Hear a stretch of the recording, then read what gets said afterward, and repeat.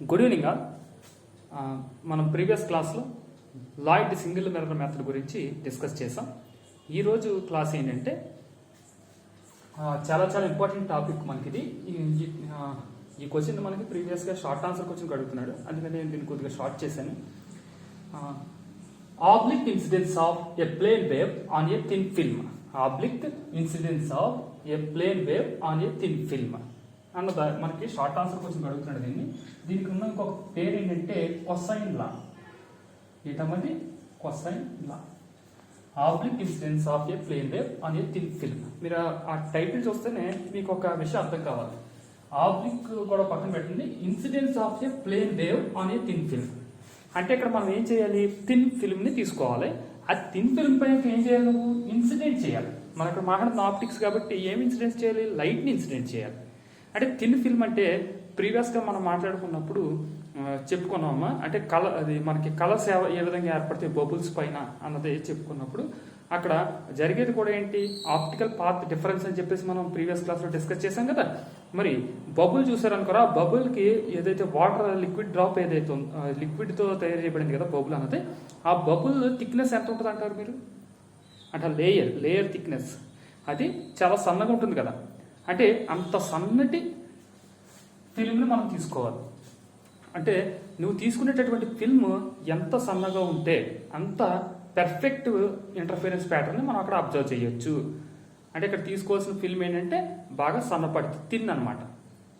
Okay, మరి అటువంటి film తీసుకుని ఆ ఫిల్మ్ పైకి ఏం చేయాలి, ఒక లైట్ వేవ్ని ఇన్సిడెన్స్ చేయాలి. మరి ఇన్సిడెన్స్ చేసినప్పుడు అక్కడ ఆల్రెడీ ప్రీవియస్గా మనం ఆప్టికల్ పాత్ డిఫరెన్స్ గురించి డిస్కస్ చేసినప్పుడు ఆ రే అన్నది అక్కడ మీడియం చేంజ్ అవుతుందని చెప్పుకున్నాం కదా. మరి ఇక్కడ ఫిల్మ్ తీసుకున్నామంటే ఫిల్మ్ అన్న మీడియం ఏంటంటే డెన్సార్ మీడియం. అది లైట్ వేవ్ ఎక్కడి నుంచి వస్తుంది, ఎయిర్ నుంచి వస్తుంది. అంటే పైన ఉన్నదేమో ఎయిర్, ఇప్పుడు ఎంటర్ అవుతుంది, దేంట్లోకి ఎంటర్ అవుతుంది, ఫిల్మ్లోకి ఎంటర్ అవుతుంది. మరి ఫిల్మ్లోకి ఎంటర్ అవుతుంటే పైన ఉన్నదేమో ఎయిర్ మీడియం, కింద ఉన్నదేంటి ఫిల్మ్. అంటే ఆ ఫిల్మ్లోకి ఎంటర్ అయినప్పుడు ఆ వేవ్ రెండు రకాల ప్రాపర్టీస్ని చూపిస్తుంది అని చెప్పేసి మనం ఆ క్లాస్లో డిస్కస్ చేసాం. ఒకటి, ఫిల్మ్ పైన పడినప్పుడు వేవ్ అన్నది ట్రాన్స్మిట్ అవుతుంది, కొంత ఏమవుతుంది, రిఫ్లెక్ట్ అయి పైకి వెళ్తుంది. మరి ట్రాన్స్మిట్ అయ్యే వేవ్స్ వల్ల మనకి ఇంటర్ఫిరెన్స్ ప్యాటర్న్ ఏర్పడుతుంది, రిఫ్లెక్ట్ అయ్యే వేవ్స్ వల్ల కూడా ఇంటర్ఫిరెన్స్ ప్యాటర్న్ అనేది ఏర్పడుతుంది. ఇక్కడ మన టార్గెట్ ఏంటంటే ఓన్లీ రిఫ్లెక్టెడ్ రేస్ ఏదైతే ఉన్నాయో, అంటే ఏంటి, ఎయిర్ మీడియం నుంచి జస్ట్ ఇక్కడ ఫిల్మ్ సర్ఫేస్ని తగిలి వెనక్కి రిఫ్లెక్ట్ అయినటువంటి వేవ్కి, అలాగే ఫిల్మ్ లోపల టోటల్ ఇంటర్నల్ రిఫ్లెక్షన్ జరిగి రిటర్న్ అయినటువంటి వేవ్కి, ఈ రెండు రేసు కూడా ఒకదానితో ఒకటి ఇంటరాక్ట్ అయినప్పుడు అక్కడ ఏర్పడేటటువంటి ఇంటర్ఫరెన్స్ ప్యాటర్న్ని ఈ రోజు మనం డిస్కస్ చేద్దాం. అంటే ఇప్పుడు మన టార్గెట్ ఏంటంటే only for reflected race interference. మరి రిఫ్లెక్టెడ్ రేస్ ఇంటర్ఫిరెన్స్ని ఏ విధంగా అబ్జర్వ్ చేయొచ్చో చూద్దాం. ఓకేనమ్మా. ఇప్పుడు నేను ఒక థిన్ ఫిల్మ్ని తీసుకుంటున్నాను కదా, ఆ థిన్ ఫిల్మ్ మన అబ్జర్వేషన్ కోసం దాన్ని నేను ఎక్స్పాండ్ చేసి చూపిస్తున్నాను. నేను ఈ సైడ్ వేస్తాను, దయచేసి. ఆ థిన్ ఫిల్మ్ లేయర్స్ అన్నమాట. ఇక్కడ ఉన్నటువంటి లేయర్ ఏంటంటే అప్పర్ లేయర్. ఈ లేయర్ ఏంటనేది అప్పర్ లేయర్. ఇక్కడ ఉన్నటువంటి లేయర్ ఏంటి, లోయర్ లేయర్. మరి ఈ రెండు లేయర్స్ ఉన్నాయి కదా, ఈ రెండు లేయర్స్ యొక్క థిక్నెస్ నేను ఏమనుకుంటానంటే స్మాల్ టీ అనుకుంటున్నాను.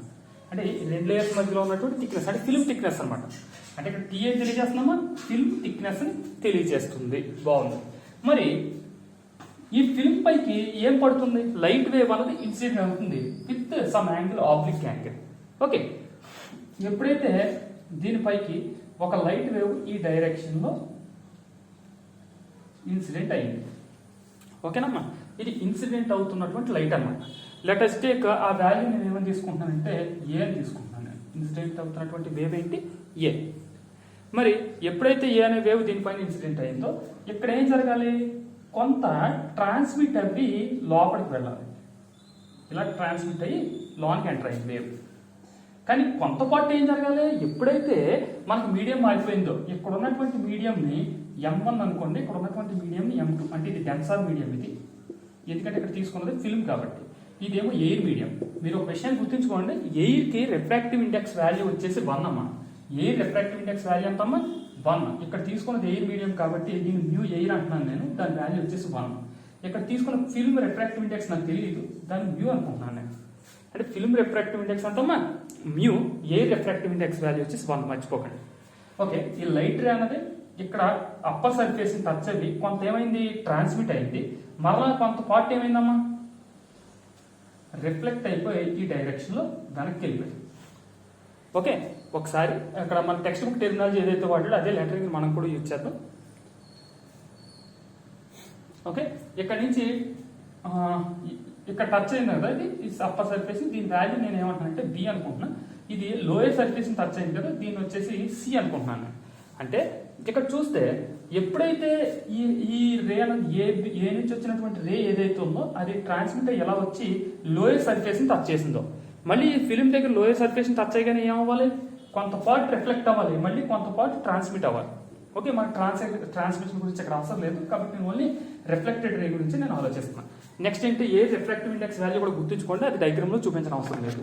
అందువల్ల నేను ఏం చేస్తానంటే ఏ రిఫ్రాక్టివ్ ఇండెక్స్ సెట్ చేశాను. కానీ ఏ రిఫ్రాక్టివ్ ఇండెక్స్ వాల్యూ ఎంతంటే ఎప్పుడు కూడా 1. ఓకే, ఇక్కడ నుంచి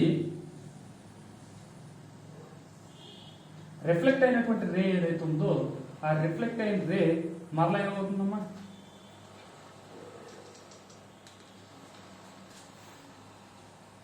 ఈ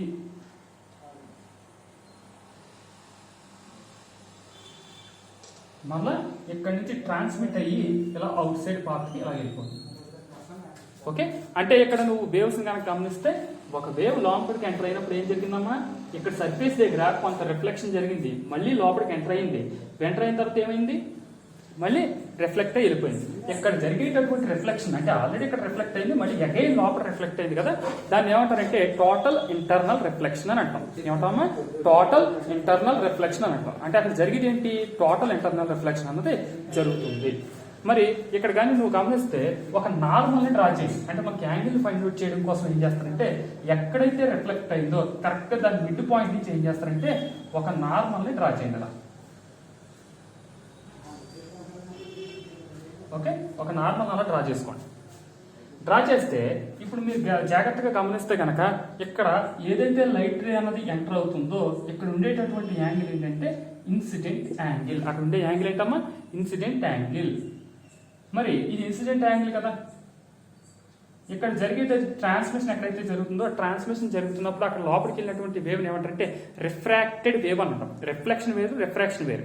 రిఫ్రాక్షన్ అంటే ఏంటి, లోపలికి ఏదైనా సరే ఒక లైట్ వేవ్ అన్నది మీడియం చేంజ్ అయినప్పుడు బెండ్ అవుతుంది. మీడియం చేంజ్ అయినప్పుడు ఏమవుతుందమ్మా, బెండ్ అవుతుంది. ఇక్కడ ఏంటి, ఇదేమో ఎయిర్ మీడియం, ఇదేమో ఫిల్మ్ మీడియం. అంటే ఇక్కడ నుంచి లైట్ వేవ్ ఎంటర్ అవుతున్నప్పుడు ఇక్కడ లైట్ వేవ్ అవుతుంది, బెండ్ అవుతుంది, బెండ్ అవి ముందుకు మూవ్ అవుతుంది. అంటే అక్కడ బెండ్ మూవ్ అవుతుంది అని అంటున్నాం కదా, దాన్ని రిఫ్రాక్షన్ అని అంటాం. దట్స్ వై ఇక్కడ ఉండేటటువంటి యాంగిల్ ఏమంటారంటే రిఫ్రాక్టివ్ యాంగిల్ అని అంటారు. అక్కడ ఉండే యాంగిల్ ఏమంటామా, రిఫ్రాక్టివ్ యాంగిల్ అని అంటాం. ఓకే, ఇక్కడ మీకు ఈ డయాగ్రామ్ అర్థమైందని అనుకుంటున్నాను నేను. ఇప్పుడు ఏంటంటే మన అండర్స్టాండింగ్ కోసం ఎక్కడైతే ఈ సర్ఫేస్ ని ఇది టచ్ చేసిందో నేను దీన్ని ఏమనుకుంటున్నా అంటే డి అనుకుంటున్నాను. ఆ పాయింట్ ఏమనుకుంటున్నామా, నేను డి అనే పాయింట్ గా తీసుకుంటున్నాను. ఇప్పుడు నుంచి ఇప్పుడు ఏం చేస్తారంటే ఇక్కడ మనం 2 లైన్స్ ని ఇక్కడ డ్రా చేయాలి. ఒకటి ఏంటంటే ఏదైతే పాయింట్ ఇక్కడ తీసుకుంటున్నామో ఏదమ్మా, ఎక్కడైతే మనకి రిఫ్లెక్షన్ అలాగే రిఫ్లెక్షన్ అండ్ రిఫ్రాక్షన్ రెండు ఎక్కడైతే జరిగినాయో ఆ పాయింట్ నుంచి ఒక నార్మల్ ని మనకి యువతల పక్కన ఉన్న సిడి లైన్ పైకి డ్రా చేయాలి. అంటే ఎప్పుడైతే సిడి లైన్ పైకి ఇది డ్రా చేసావో ఇక్కడ ఒక ట్రయాంగిల్ ఏర్పడుతుంది, మీరు అబ్జర్వ్ చేయండి జాగ్రత్తగా. ఓకే, ఇప్పుడు let us take this point is F. ఆ పాయింట్ ఏమనుకుంటారమ్మా మీరు, ఎఫ్ అనుకోండి. అలాగే సారీ, ఇక్కడికి ఒక నార్మల్ డ్రా చేయండి. దీంతో పాటు ఏం చేస్తారంటే ఇక్కడ కూడా ఒక నార్మల్ డ్రా చేయండి. అంటే డి నుంచి ఇలాగా బయటికి వెళ్ళిపోతున్నటువంటి వేవ్ ఏదైతే ఉందో ఆ వేవ్ కి దీన్ని ఏమంటారు, రిఫ్లెక్టెడ్ రే కాబట్టి నేను దీన్ని క్యాపిటల్ ఆర్ అనుకుంటున్నాను నేను దీన్ని. ఇప్పుడు డి దగ్గర నుంచి ఏం చేస్తామంటే ఇక్కడికి ఒక నార్మల్ డ్రా చేయి. డ్రా చేస్తే దీన్ని డిఈ అనుకో. మరి ఇంతకు ముందు నువ్వు ఇక్కడ ఏం చేసావు, ఇక్కడ ఏదైతే మనకి ట్రాన్స్మిషన్ అలాగే రిఫ్లెక్షన్ ఎక్కడైతే జరుగుతుందో దాని నుంచి ఒక లైన్ డ్రా చేసావు కదా, let us take this one is F. అంటే ఇక్కడ నువ్వు గమనిస్తే నీకు 2 ట్రయాంగిల్స్ కనిపిస్తున్నాయి. ఈ రెండు కూడా ఏంటంటే రైట్ యాంగిల్డ్ ట్రయాంగిల్స్. ఈ 2 ట్రయాంగిల్స్ ఏంటమ్మా, రైట్ యాంగిల్డ్ ట్రయాంగిల్స్. మరి ఇక్కడ ఉన్నటువంటి రేస్ ఉంది చూసారా, ఇక్కడ ఏదైతే రిఫ్లెక్ట్ అయిన రే ఉంది చూసారా, ఆ రేని కూడా ఎక్స్టెండ్ చేసుకుని కిందకి రండి ఇలా. ఓకే, ఏదైతే ఎక్స్టెండ్ చేసుకుని కిందకు వచ్చారో ఆ రేని ఎక్స్టెండ్ చేసినప్పుడు ఎగ్జాక్ట్గా రాలేదు ఇది, ఈ రేని కనుక నువ్వు కరెక్ట్గా ఎగ్జాక్ట్గా ఎక్స్టెండ్ చేసుకుని వస్తే కనుక ఇక్కడ ఒక ట్రయాంగిల్ కనిపిస్తుంది చూడండి మీకు. Okay, let us take this point is P. Extension కూడా ఇలా డైరెక్ట్ లైన్ కింద చూపించకండి, డాటెడ్ లైన్లో చూపిందాం. ఎందుకంటే ఇది యాక్చువల్గా ఇక్కడ లైన్ అంతా ఏర్పడదు, ఇది ఇమేజినేషన్ అనమాట. ఓకే, ఇది గమనిస్తే ఇక్కడ ట్రయాంగిల్ ఏదైతే ఉందో అదే ట్రయాంగిల్ అనమాట ఇక్కడ ఉన్నది కూడా. మరి ఈ పార్ట్ దీని నుంచి దీనికి ఉన్నటువంటి థిక్నెస్ నువ్వేమన్నావు, స్మాల్ టీ అన్నావు. మరి ఇక్కడ నుంచి ఇక్కడ కల్ డిస్టెన్స్ కూడా ఏమవుతుందమ్మా ఇప్పుడు స్మాల్ టీయే కదా. అంటే ఫైనల్గా ఈ డయాగ్రామ్లో నువ్వు చూస్తే కనుక ఇక్కడ మనకి యాంగిల్స్ అన్నవి కనపడుతున్నాయి కదమ్మా. ఆ యాంగిల్స్ ఏంటయ్యి చూడండి, ఇక్కడ క్లియర్గా అబ్జర్వ్ చేయండి. ఒకటి ఇన్సిడెంట్ యాంగిల్ కనిపిస్తుంది మనకి, ఇంకొకటి రిఫ్రాక్టివ్ యాంగిల్ కనిపిస్తుంది. ఒకటి ఇన్సిడెంట్ యాంగిల్ కనిపిస్తుంది, ఇంకొకటి రిఫ్రాక్టివ్ యాంగిల్ కనిపిస్తుంది. మరి ఇక్కడ ఉన్నటువంటి ఇన్సిడెంట్ యాంగిల్ ఇక్కడ ఉన్నటువంటి యాంగిల్కి సమానం. అలాగే అందుకని ఇక్కడ మనం ఏం చెప్తాం అంటే దీన్ని ఐతో డివైడ్ చేస్తాం. అలాగే ఇక్కడ ఉన్నటువంటి రిఫ్రాక్టివ్ యాంగిల్ ఏదైతే ఉందో అది ఇక్కడ ఉన్నటువంటి రిఫ్రాక్టివ్ యాంగిల్కి సమానం. ఓకేనమ్మా, ఒకసారి మళ్ళీ డయాగ్రామ్ని నేను ఎక్స్ప్లెయిన్ చేస్తాను, ఒకసారి జాగ్రత్తగా గమనించండి. ఓకే, పిఆర్ తీసుకున్నాం కాబట్టి let us take this point is Q. ఒకసారి మళ్ళీ డయాగ్రామ్ ఎక్స్ప్లెయిన్ చేస్తాను, జాగ్రత్తగా గమనించాలి. ఇప్పుడు ఏ నుంచి స్టార్ట్ అయినటువంటి ఒక లైట్ రే ఏదైతే ఉందో ఆ రే ఏం చేస్తుంది, ఇక్కడ మనం తీసుకున్నటువంటి సర్ఫేస్ ఉంది చూసారా, ఇదేంటిది ఫిల్మ్ సర్ఫేస్. ఈ ఫిల్మ్ సర్ఫేస్ ని జీ ప్రైమ్ అనుకోండి, ఈ పక్కన హెచ్ ప్రైమ్ అనుకోండి. ఓకే, ఇది ఒక ఫిల్మ్ ఇది. ఈ ఫిల్మ్ పైకి ఏమవుతుంది, ఒక లైట్ రే అన్నది ఎమర్జ్ అవుతుంది, దీని మీద పడుతుంది. పడినప్పుడు ఏమవుతుందమ్మా, కొంత పార్ట్ ఏమో రిఫ్లెక్ట్ అవుతుంది, కొంత పార్ట్ ట్రాన్స్మిట్ అవుతుంది. ఈ డైరెక్షన్ లో ట్రాన్స్మిట్ అయింది, ఈ డైరెక్షన్ లో రిఫ్లెక్షన్ అయింది. మరి ఎప్పుడైతే ఇలాగ ట్రాన్స్మిట్ అయిందో ఇది అప్పర్ సర్ఫేస్ దగ్గర జరిగిన ప్రాపర్టీ. మరి లోయర్ సర్ఫేస్ దగ్గర ఏం జరుగుతుంది, ఇక్కడ లోయర్ సర్ఫేస్ దగ్గర ఇక్కడ పడగానే మళ్ళీ రిఫ్లెక్ట్ అయ్యి పైకి వెళ్ళిపోతుంది.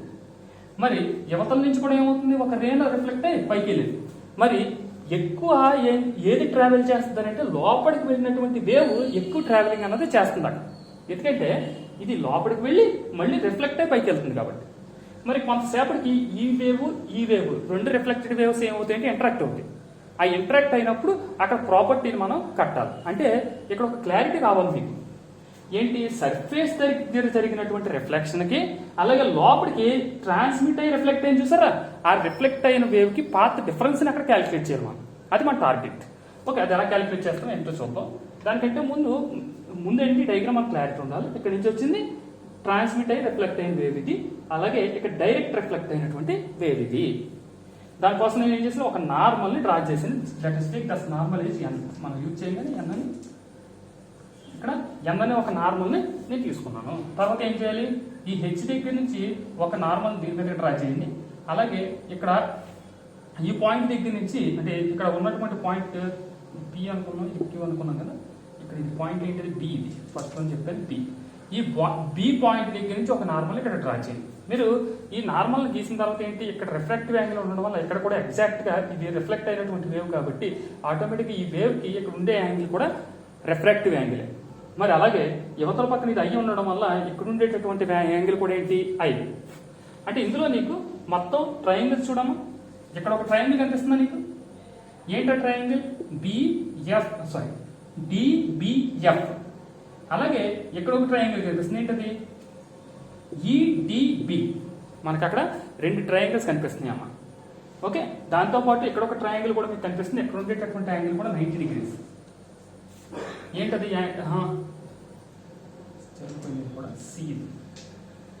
ఈ యాంగిల్ ఏంటిది, క్యూబిసి అనే ట్రయాంగిల్. మనకు అక్కడ రెండు ట్రయాంగిల్స్ అనేవి కనిపిస్తున్నాయి అన్నమాట. మరి దీని నుంచి మనం ఆప్టికల్ పాత్ డిఫరెన్స్ ని క్యాలిక్యులేట్ చేయాలి. అది ఆప్టికల్ పాత్ డిఫరెన్స్ ఏ విధంగా క్యాలిక్యులేట్ చేయాలో చూద్దాం. ఓకేనా, ఇప్పుడు మనకి ఆప్టికల్ పాత్ డిఫరెన్స్ ని క్యాలిక్యులేట్ చేయాలి. ఓకే, ఆప్టికల్ పాత్ డిఫరెన్స్ గురించి చెప్తున్నాం మనం.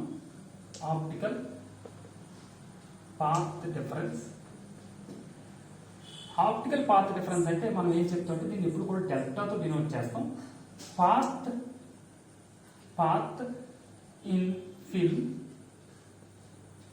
Minus path in air. Path difference అంటే ఫిల్మ్ లో ఎంత ట్రావెల్ చేసింది లైట్ వేవ్ అన్నది, అలాగే ఫిల్మ్ లోకి ఎంటర్ అయిన తర్వాత ఫిల్మ్ లోకి ఎంటర్ అవ్వకంటే కూడా ముందు ఏమైంది, రిఫ్లెక్ట్ అయింది కదా. మరి రిఫ్లెక్ట్ అయింది అంటే path in film minus path in air. అంటే ఇక్కడ మనకి రెండు మీడియంస్ ఉన్నాయి కదమ్మా, ఎయిర్ మీడియం ఉంది, అలాగే దాంతో ఫిలిం మీడియం ఉంది. ఫిలింలోకి ఎంటర్ అయినటువంటి వేవ్ ఒకటి, అదేంటిది పాత్ ఇన్ ఫిల్మ్ అంటామా, ఇక్కడ ఎంటర్ అయింది కదా ఇది. నెక్స్ట్ ఏంటి, పాత్ ఇన్ ఎయిర్, ఎంటర్ అవడానికంటే ముందు ఎయిర్లోకి రిఫ్లెక్ట్ అయింది కదా, ఎయిర్లోకి రిఫ్లెక్ట్ అయినటువంటి వేవ్. ఈ రెండింటికి కూడా మధ్య ఉండేటటువంటి దాన్ని పాత్ డిఫరెన్స్ అని అంటాం. ఎందుకంటే అంటే ఇక్కడ చూడండి అమ్మా, ఏ నుంచి బికి వచ్చి రిఫ్లెక్ట్ అయింది చూసారా, ఇది డైరెక్ట్ రిఫ్లెక్ట్ అయింది. ఇదేమైంది, లోపలికి ఎంటర్ అయింది, ఇక్కడ నుండి రిఫ్లెక్ట్ అయింది. మరి ఏది ఎక్కువ డిస్టెన్స్ మూవ్ అవుతుందంటే లోపలికి ఎంటర్ అయినటువంటి వేవ్ ఎక్కువ డిస్టెన్స్ అనేది మూవ్ అవుతుంది. మరి ఈ రెండింటి కంటే అంటే ఇప్పుడు మనకి ఎక్కువ మూవ్ అయ్యేటటువంటి వేవ్, తక్కువ మూవ్ అయ్యేటటువంటి వేవ్, రెండు వేవ్స్ ఉన్నాయి మనకి. ఈ రెండింటి మధ్య డిఫరెన్స్ కనుక క్యాలిక్యులేట్ చేస్తాం అనుకో, ఇది ఎంత లేట్గా దీన్ని రీచ్ అవుతుంది అన్నది క్యాలిక్యులేట్ చేస్తాం అనమాట. దాన్ని మనం ఆప్టికల్ పాత్ డిఫరెన్స్ అని అంటాం. అంటే ఏంటి, ఒకటి లోపలికి ట్రాన్స్మిట్ అయ్యి టోటల్ ఇంటర్నల్ రిఫ్లెక్షన్ ద్వారా రిఫ్లెక్ట్ అయినటువంటి వేవ్, ఇంకోటి ఏమో డైరెక్ట్ ఫిలిం పైన పడి రిఫ్లెక్ట్ అయినటువంటి వేవ్. ఈ రెండింటి మధ్య పాత్ డిఫరెన్స్ క్యాలిక్యులేట్ చేయాలి. మరి క్యాలిక్యులేట్ చేసినప్పుడు ముందు ఫిలిం ఎందుకు తీసుకున్నారంటారు, మరి ముందు ఎందుకు ఫిలిం తీసుకున్నారంటే అది ఫిలిం లోపలికి వెళ్ళి మళ్ళీ రిఫ్లెక్ట్ అయింది కాబట్టి. ఓకేనమ్మా, అంటే ఎక్కువ డిస్టెన్స్ మూవ్ అయింది కాబట్టి. మరి optical path difference in film అంటే కనుక, పాత్ డిఫరెన్స్ ఇన్ ఫిల్మ్ అంటే కనుక ఎంత పాత్ మూవ్ అయింది, బి నుంచి సికి వచ్చింది, ఇది బి, ఇది సి, ఇది బి నుంచి సికి వచ్చింది, మళ్ళా సి నుంచి డికి వెళ్ళింది. అంటే బిసి ప్లస్ సిడి ఇంటూ ఇది ఏ మీడియం అయితే మూవ్ అయిందో ఆ మీడియం యొక్క రిఫ్రాక్టివ్ ఇండెక్స్. ఆ మీడియం రిఫ్రాక్టివ్ ఇండెక్స్ నేను ఏమనుకున్నా, మ్యూ అనుకున్నాను, minus path in air. Path in air అంటే కనుక ఇది డైరెక్ట్ రిఫ్లెక్ట్ అయినటువంటి డిస్టెన్స్. మనకు అవుట్ సైడ్ మనకు అవసరం లేదు, జస్ట్ ఏదైతే ట్రయాంగిల్ తీసుకున్నా అక్కడ వరకు తీసుకుంటే సరిపోద్ది. అంటే ఇది ఏంటిది, బిఈ. ఎయిర్లో ఇదంతా ఏరే కదా, ఈ మీడియం అంతా ఏరే, రిఫ్లెక్ట్ అయినటువంటి వేవ్ది బిఈ. మరి ఈ బిఈకి సంబంధించి కూడా నువ్వు ఏం చేయాలి, మ్యూతో మల్టిప్లై చేయాలి. ఆ మ్యూ వాల్యూ ఏంటి, మ్యూ ఎయిర్. మరి ఎయిర్ రిఫ్రాక్టివ్ ఇండెక్స్ వాల్యూ ఎంత ఇప్పుడే చెప్పుకున్నాం. ఎయిర్ రిఫ్రాక్టివ్ ఇండెక్స్ వాల్యూ వచ్చేసి 1 అమ్మ. దట్స్ వై ఇంకా మీరు ఇక్కడ న్యూ ఎయిర్ రాయనవసరం లేదు, డైరెక్ట్ మీరు ఈ పాత్ని బిఈని తీసేసుకోవచ్చు. ఓకే, ఇక్కడ మీరు గమనిస్తే, ఓకే దీని గొడవ ఎలా పక్కన ఉంచండి, దీన్ని టేక్ ఈక్వేషన్ 1. ఇప్పుడు మనం క్యాలిక్యులేట్ చేయాల్సింది ఏంటంటే అక్కడ బిఈ వాల్యూని క్యాలిక్యులేట్ చేయాలి. మరి బిఈ వాల్యూని క్యాలిక్యులేట్ చేయాలంటే స్నెల్స్ లా ఏం చెప్తుంది నీకు, Snell's law from intermediate, mu equal to sine i by sine r, sine i by sine r అని తెలియజేస్తుంది. మరి సైన్ ఐ అంటే కనుక ఇన్సిడెంట్ యాంగిల్, ఆర్ అంటే కనుక రిఫ్రాక్టివ్ యాంగిల్. మరి ఇన్సిడెంట్ యాంగిల్ కి సంబంధించి నీకు ఇక్కడ ఒక ట్రయాంగిల్ కనిపిస్తుంది చూడండి, ఇక్కడ ఈ ట్రయాంగిల్ ఇన్సిడెంట్ యాంగిల్ సంబంధించినటువంటి ట్రయాంగిల్. ఈ ట్రయాంగిల్ నువ్వు జాగ్రత్తగా గమనిస్తే ఇక్కడ ఇన్సిడెన్స్, ఇక్కడ యాంగిల్ వచ్చేసి ఐ. ఓకే, మరి ఇది ఏ సైడ్ అవుతుంది, ఇది 90 degrees, ఇది ఏ సైడ్ అవుతుంది, ఆపోజిట్ సైడ్ ఇది. ఓకే, ఇది వచ్చేసి ఏమవుతుంది, హైపోటెనస్. ఓకే, ఇదేమో ఎడ్జసెంట్, అంతే కదా. అంటే ఈ ట్రయాంగిల్ లో చూస్తే ఇది యాంగిల్ కాబట్టి యాంగిల్ కి ఆపోజిట్ లో ఉన్నటువంటి సైడ్ ఏమంటాం, ఆపోజిట్ సైడ్ అంటాం. దీనికి ఇక్కడ ఉన్నటువంటి ఇది 90 degrees అవడం వల్ల ఈ పార్ట్ ఏమంటాం మనం, హైపోటెనస్ అంటాం. మరి యువత పక్కన ఉన్నది ఏంటి, అడ్జసెంట్. ఇప్పుడు ఈ ట్రయాంగిల్ నుంచి నువ్వు సైన్ ఐ వాల్యూ కట్టచ్చు కదా, కట్టు. సైన్ ఐ వాల్యూ ఎంత అవుతుంది, opposite by hypotenuse. Sine theta equal to formula ఏంటమ్మా, ఆపోజిట్ బై హైపోటెనస్.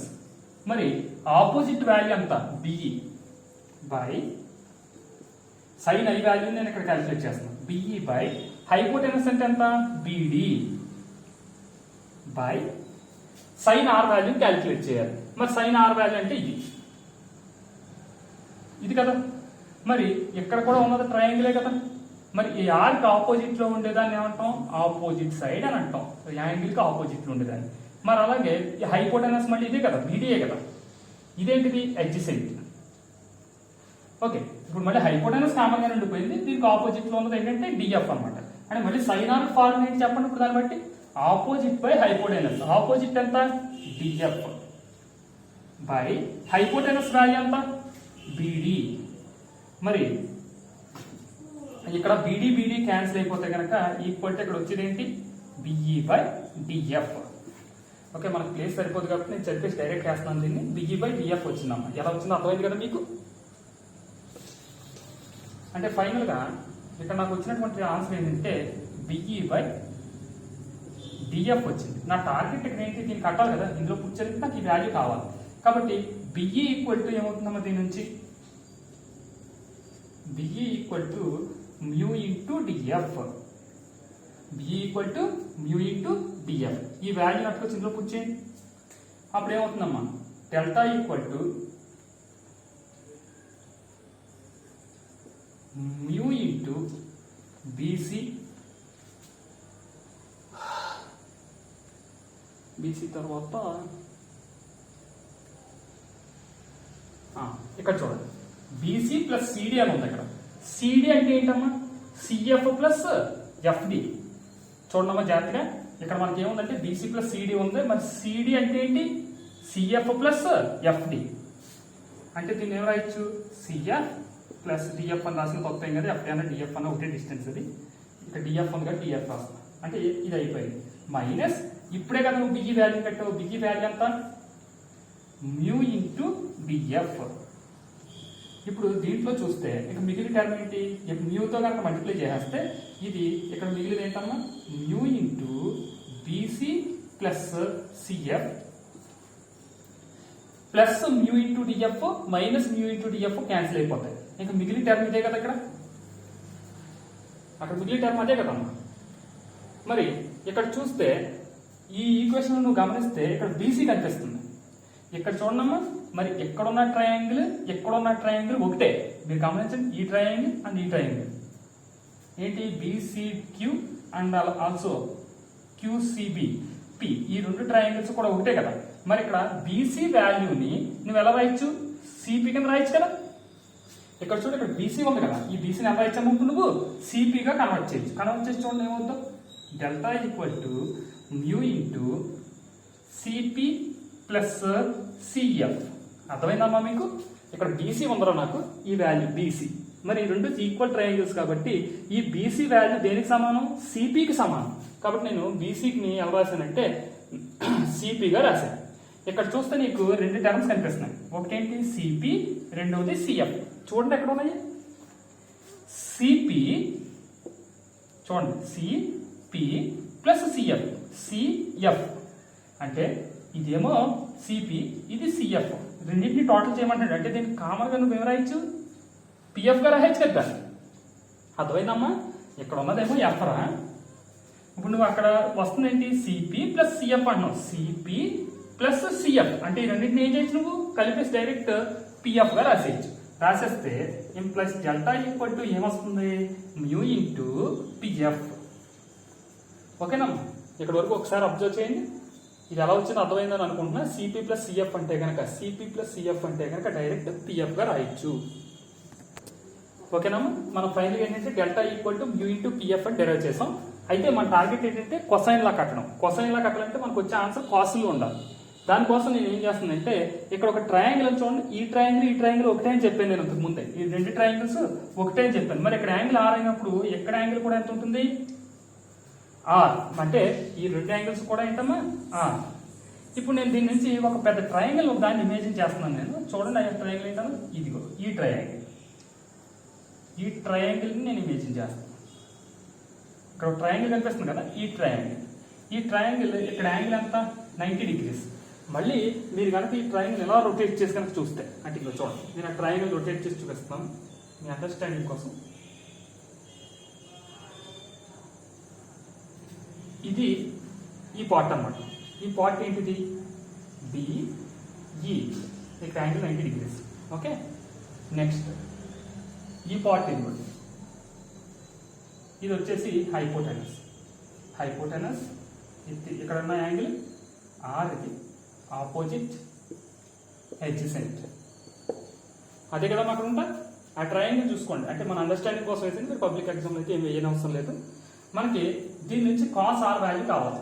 ఎందుకంటే మనకి ఇక్కడ కొసైన్ లాను ప్రూవ్ చేయాలనుకుంటున్నాను నేను. కాస్ ఆర్ ఈక్వల్ టు ఏమవుతుందో ఫార్ములా ఏంటి ఎడ్జసెంట్ బై హైపోటెనస్. మరి ఎడ్జసెంట్ ఇక్కడ ఉన్న వాల్యూ పి కదా. This one is P. Adjacent value ఎంత పి.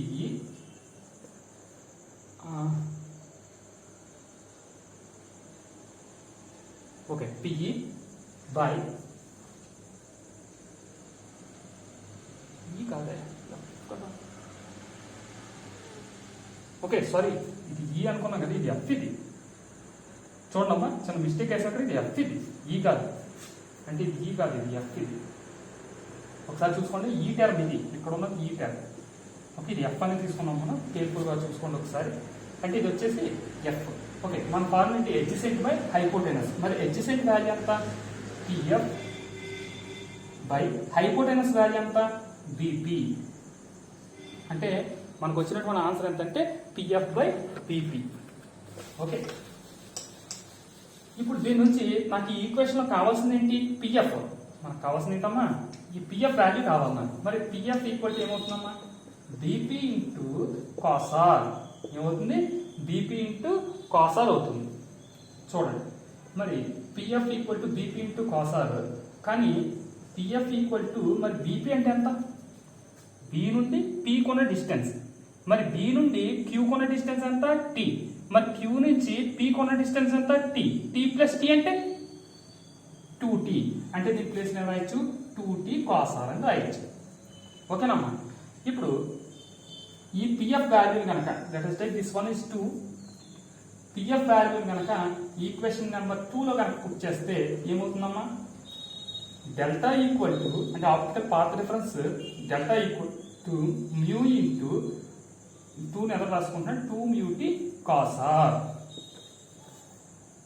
2μt కాసార్. మనం దీన్ని ఏమంటాం అంటే కొసైన్ లా అని అంటాం. చూసారమ్మా, ఇక్కడ జస్ట్ ఏం కన్ఫ్యూజన్ ఏం లేదురా, జస్ట్ ఈ ట్రయాంగిల్ తీసుకుని దాని నుంచి నేను కాసార్ వాల్యూని రాశాను అంతే, అంతకుమించి చేసింది ఏం లేదు.